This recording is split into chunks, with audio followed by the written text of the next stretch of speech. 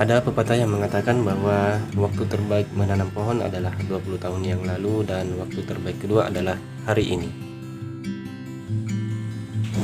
Ini adalah salah satu contoh bahan saya yang paling besar ya teman. Ini paling besar yang saya punya di kebun.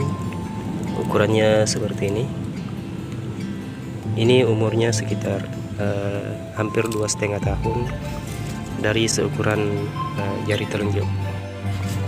Kaliandra lokal umur 3 tahunan dari sebesar lidi ya teman-teman. Dulunya saya ground setahun lebih untuk pembesaran batang dan sekalian penataan cabang-cabang.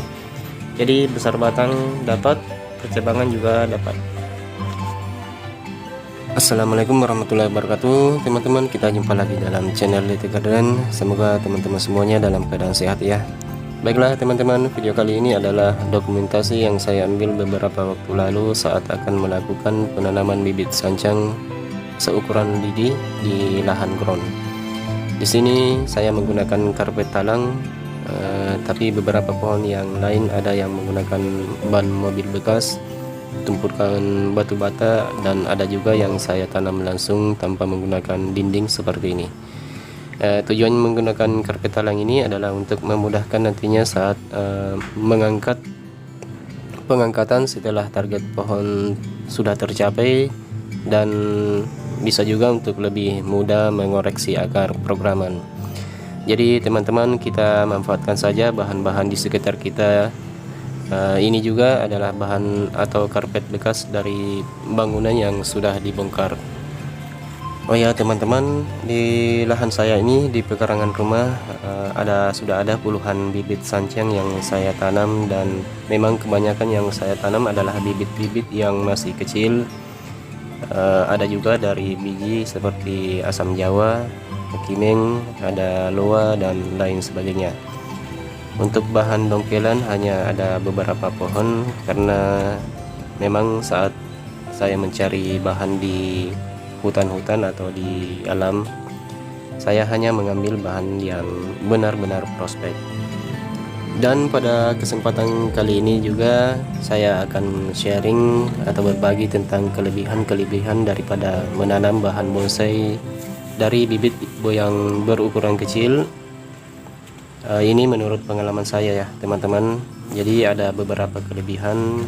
Yang pertama adalah dengan menanam bahan yang masih kecil, maka tentu saja batangnya masih gampang untuk kita bentuk sesuai dengan gaya atau bentuk bonsai yang kita inginkan. Dibandingkan dengan bahan dongkelan, itu sangat jarang kita mendapat bahan yang benar-benar ideal. Mungkin saja gerak batangnya sudah bagus, tapi terdapat kekurangan pada akar atau sebaliknya. Makanya saya jarang mengambil bahan dongkelan. Dan kelebihan yang kedua adalah kita bisa mengatur perakaran atau memprogramnya sesuai dengan gaya pohon yang akan dibuat. Jadi dalam waktu 1 bulan atau lebih kita bisa kontrol perakaran. Manakala ada akar yang tumbuh kurang pas arahnya, kita bisa perbaiki. Atau ada akar yang tumbuh lebih dominan, bisa kita hentikan pertumbuhannya dengan cara memotong akar tersebut. Mengenai perakaran ini, hampir semua bahan bonsai yang saya tanam ini saya menggunakan alas atau tatakan di bawah akarnya. Walaupun kedepannya nanti tidak semuanya saya akan jadikan gaya bonsai formal atau informal. Mungkin saja ada gaya-gaya yang lain, maka akarnya tinggal kita sesuaikan dengan gerak pohonnya. Kemudian kelebihan selanjutnya adalah bahan yang kecil ini lebih cepat besar dibandingkan dengan bahan besar yang terpotong.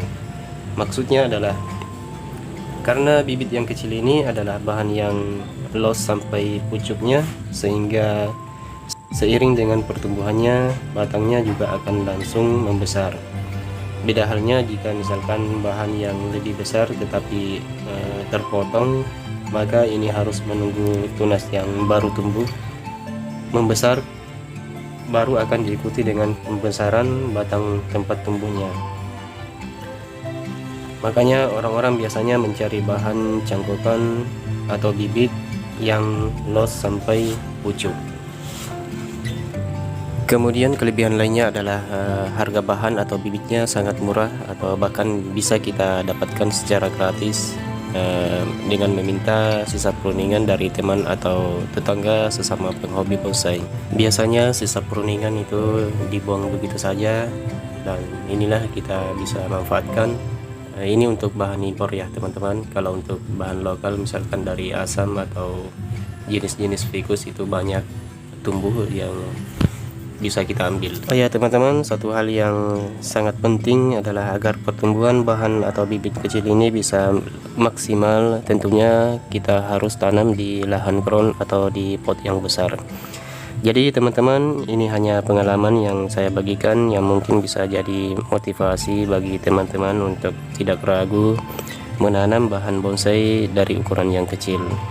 Prinsip saya begini ya teman-teman, menanam tidak menanam, waktu akan tetap berjalan, dan tanpa terasa setahun 2 tahun berlalu, pohon yang kita tanam tahu-tahu sudah besar. Hitung-hitung ini juga bisa jadi investasi untuk kedepannya. Namun bukan itu yang utama ya teman-teman. Jangan jadikan uang sebagai tujuan utama kita dalam membuat bonsai, karena bonsai ini butuh waktu yang cukup lama dan diperlukan kesabaran yang tinggi. Jadi kalau tujuan utamanya adalah uang, maka bisa-bisa nantinya di tengah jalan akan cepat bosan dan membuat kita berhenti menggeluti dunia bonsai ini. Sebaiknya kita jadikan bonsai ini benar-benar sebagai hobi. Kita fokus membuat karya terbaik, belajar tentang ilmu botani, seni, dan sebagainya. Maka insya Allah suatu saat nanti akan ada yang berani menghargai hasil karya kita. Sekian sharing video kali ini ya teman-teman, semoga bermanfaat. Mohon maaf jika ada kesalahan. Assalamualaikum warahmatullahi wabarakatuh dan salam hijau.